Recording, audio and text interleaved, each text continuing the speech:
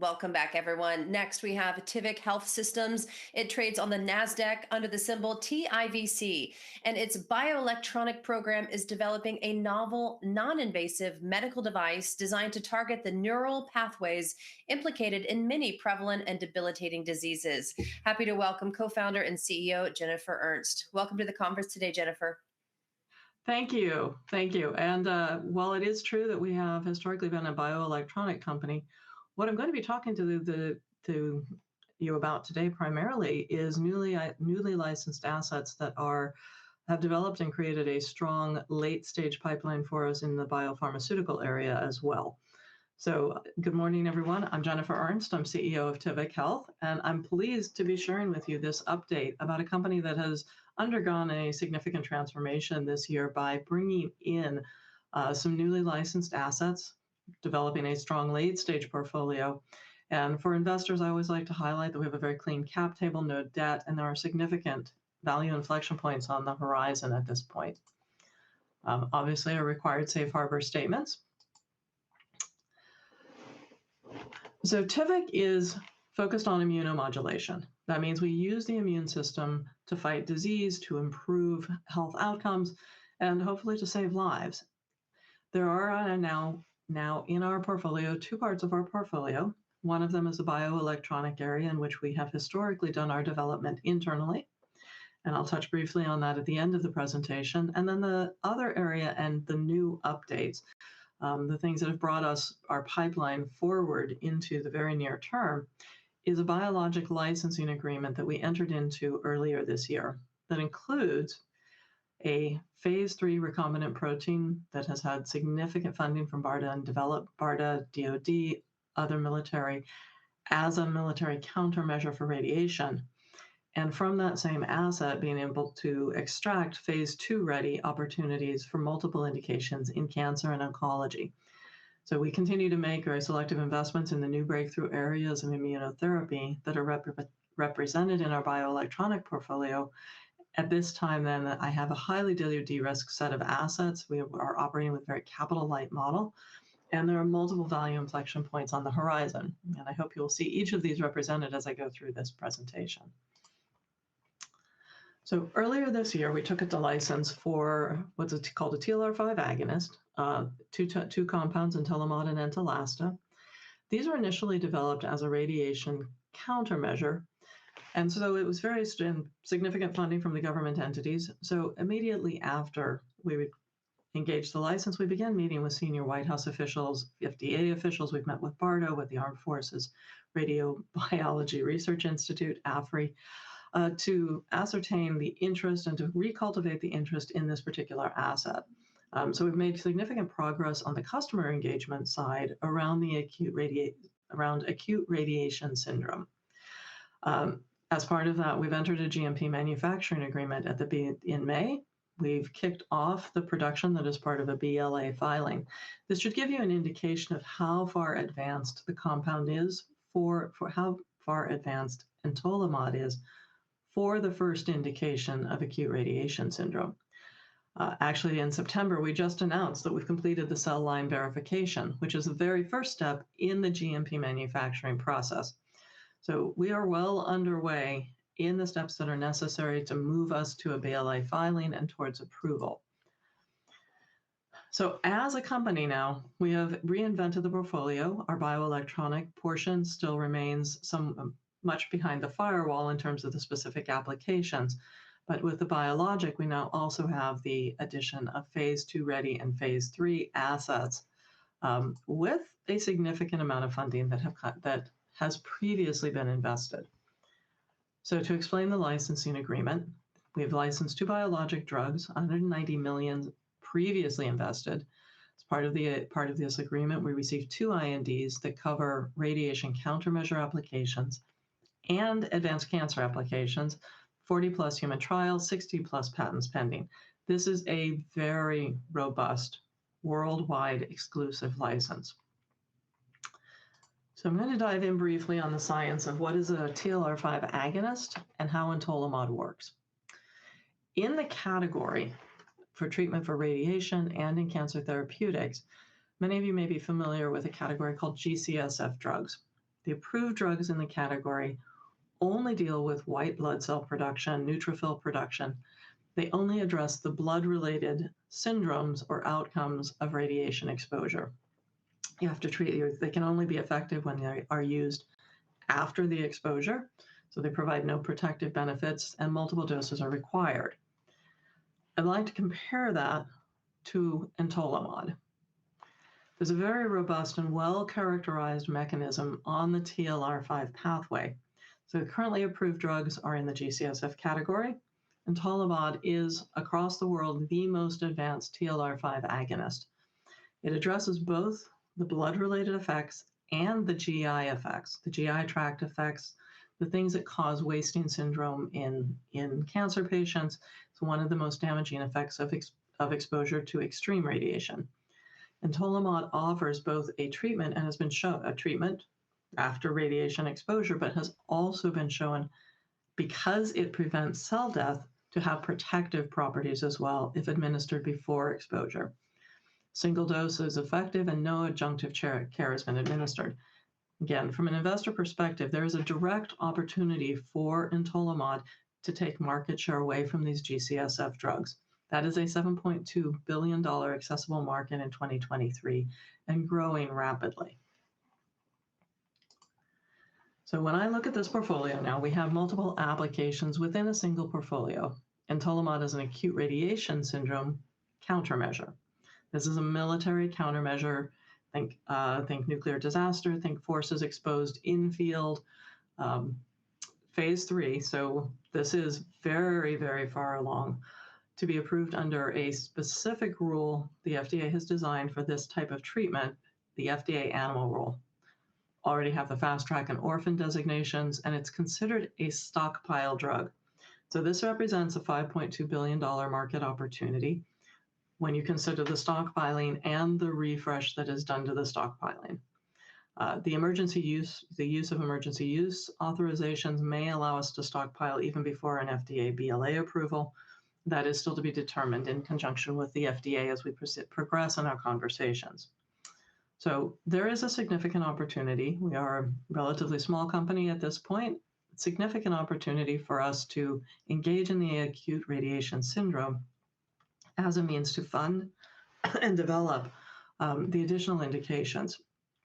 Again, just to touch on the clinical data, a 3-fold increase in survival with 1 dose and showing no signs of toxicity. So even at the highest doses, the drug of these side effects were limited and very transient in their effects. So this is a pathway we are moving down. So I've highlighted there are opportunities. We will be taking the full BLA pathway through, but with a fast track and orphan drug designation, there is also the opportunity to move expediently through the FDA processes. Where we think the biggest market opportunity for this, though, is actually in the cancer therapeutics. Those same drugs that I just described are also used in remediating the syndromes, particularly of neutropenia. So specifically the neutropenia area addressed by GCSF drugs. This is phase 2 ready to begin investigations in the neutropenia space, increasing both the neutrophils and the platelets, protecting and repairing, protecting the bone marrow, and protecting and supporting the GI tract to avoid the wasting syndromes that we see with cancer. So the GI tract is damaged both by radiation and chemotherapy drugs. The opportunity with entolimod is to develop it not only to help after this has been developed, but with the protective properties. We would eventually like to see this as a part of the to become the standard of care that could be used preventatively to help prevent damage to begin with. Finally, there are future opportunities. Immunosenescence is an area which is related to the gradual decline of our immune system as we age. It's been linked to a number of age-related diseases. So increasing longevity, again, this is a future opportunity, but there are several of these kind of future opportunities in the portfolio that we have licensed. Finally, I mentioned that many of the specific applications for our vagus nerve technology remain behind the firewall, but I would like to highlight the strategy that we are using. The vagus nerve is an important part of the immune and autonomic nervous system. It runs from the brain to the stomach, and it touches every major organ in between. Vagus nerve stimulation has been very well established as an implanted technology. So, a number of companies, multi-billion-dollar companies, that insert an implant and attach it to the vagus nerve. So, while there are some wellness companies out there that are ascribing to be vagus nerve stimulators, in reality, they have not shown medically that they actually engage the vagus nerve. We have research coming out of one of the world leaders at the Feinstein Institute for Medical Research. It's actually the Institute for Bioelectronic Medicine, the pioneers in this field, indicating that using the approach we are using, not only are we changing heart rate variability, we're able to change brain signals, and we're able to reproducibly show engagement of the autonomic nervous system, or specifically engagement of the vagus nerve. We're one of the few, if not the only company that has demonstrated transcutaneously the ability to concretely engage vagus nerve activation. So with that, would be delighted to open it up to questions. To summarize it, the company has gone through a significant uplift this year as we insourced and integrated a newly licensed asset. We have a strong late-stage portfolio as well as very promising areas in the early stage, clean cap table, and significant value inflection points across these programs. So I'd be happy to open it up to questions. Thank you, Jennifer. Yes, let's jump into some questions. Starting with Entolimod, will it be stockpiled by the US or only other friendly nations in the near future? Can you talk about that? That is certainly our hope. So because of the amount of funding that the US government has already put into it, and because of some of the intrinsic advantages of the drug itself, we are looking to work with them. That's what the purpose of the meetings we have taken so far are. I can't at this time forecast when a government order would come in. That would be a forward-looking statement, of course. And also whether they would stockpile under emergency use or whether they would stockpile under a full FDA approval. There are obviously nations for whom this particular category is of high interest. In a war-torn zone, the reality of radiation exposure is very real day to day. And so we also are engaging outside the US with countries that have a potential for high interest in the nearer term. Perfect. And what would TIVC like their loyal shareholders to know who are holding short and long term as they're watching the progress of TIVC? Well, what I most want people to know is that we are managing very carefully the time, exposure, investment for, I mentioned having a capital light model, and I think it's important to note the experience of the team. With this bringing in a new asset, a new category of therapeutic area, we also brought in a new team, including our Chief Operating Officer, President of the Biopharma area, who has 17 drug launches under his belt. So between the experience we've had in the neuromodulation, already previously launching one product, which we are in the process of exiting, and the experience that has been brought to the table in biopharma, we have a very strong team now to drive this forward, this integrated vision of being able to harness both the electronic and the chemical parts of the human system. Very focused. We are currently going to be focused. You'll hear me mostly about Entolimod in the next 6, 18, 12 months, probably.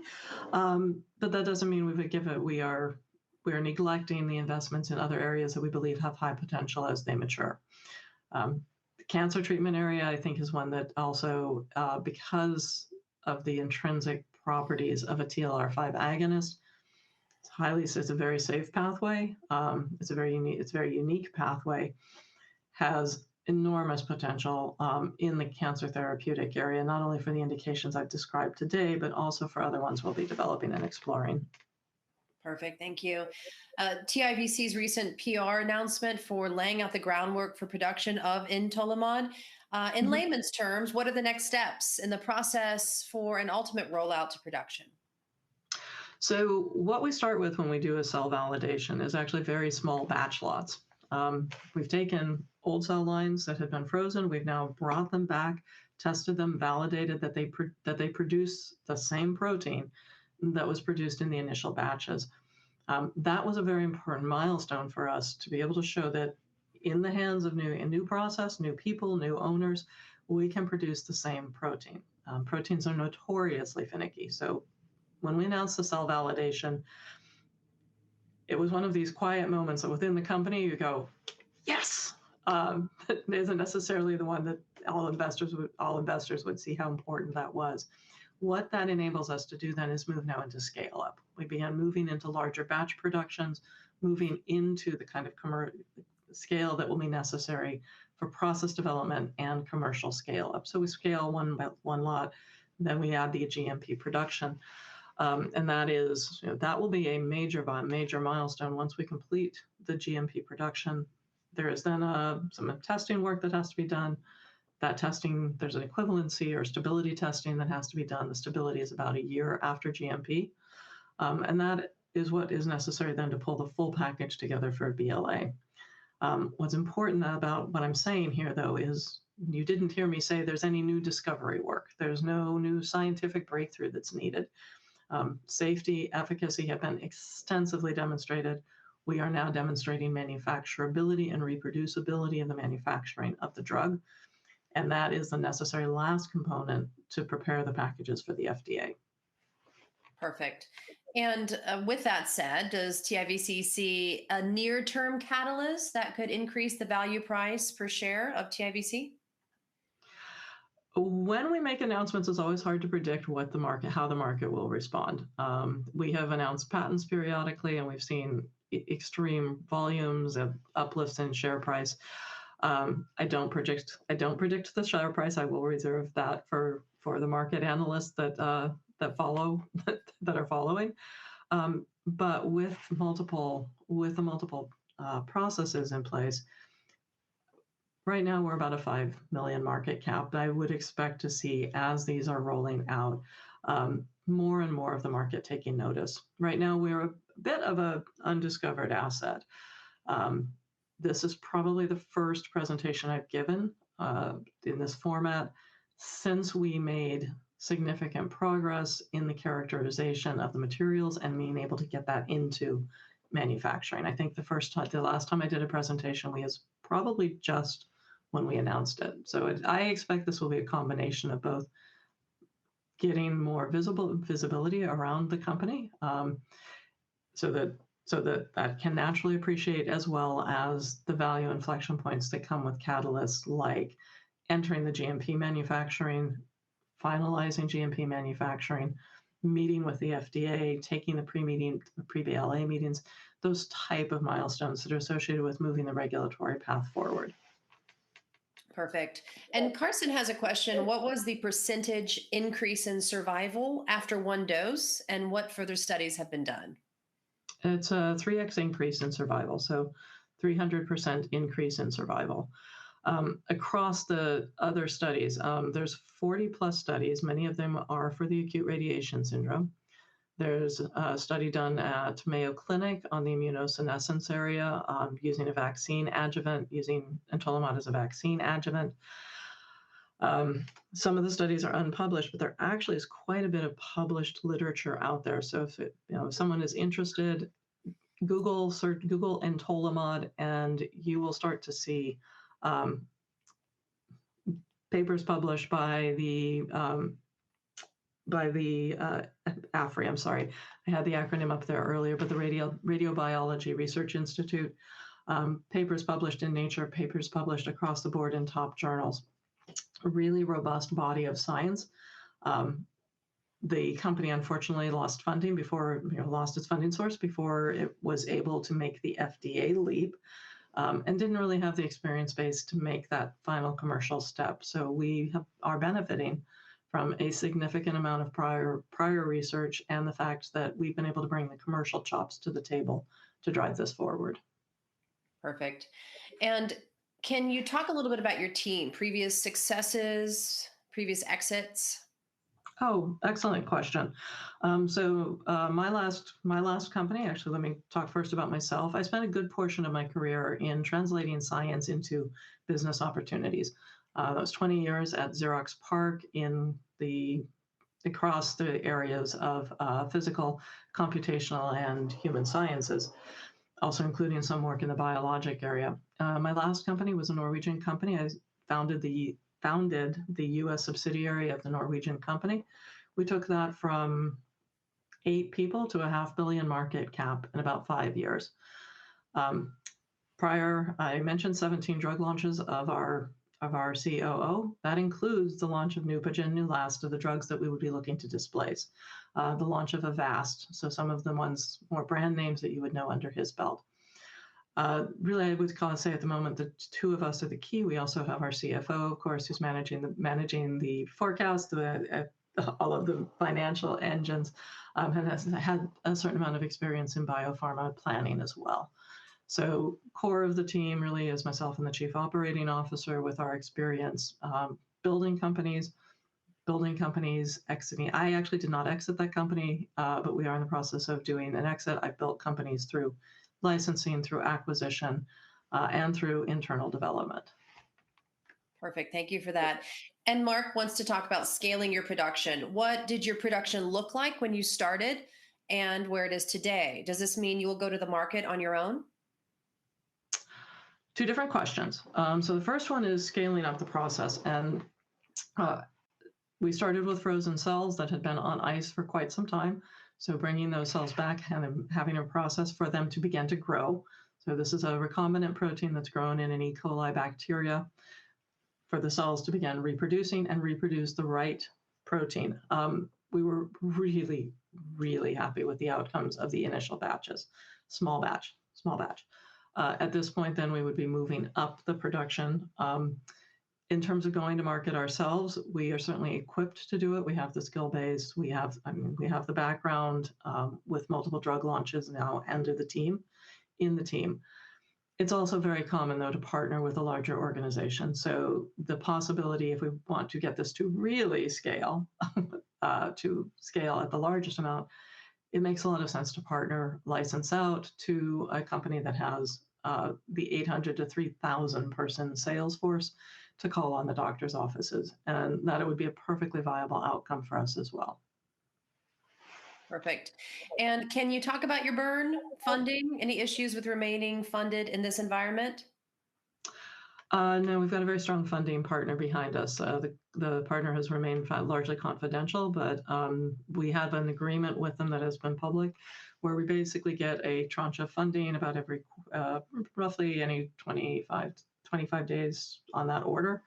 And that has allowed us to build up, fund the manufacturing.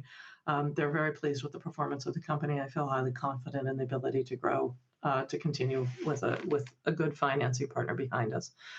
That doesn't mean we would not welcome other partners at the table as we want to accelerate some of the other areas like the neutropenia and the cancer treatments.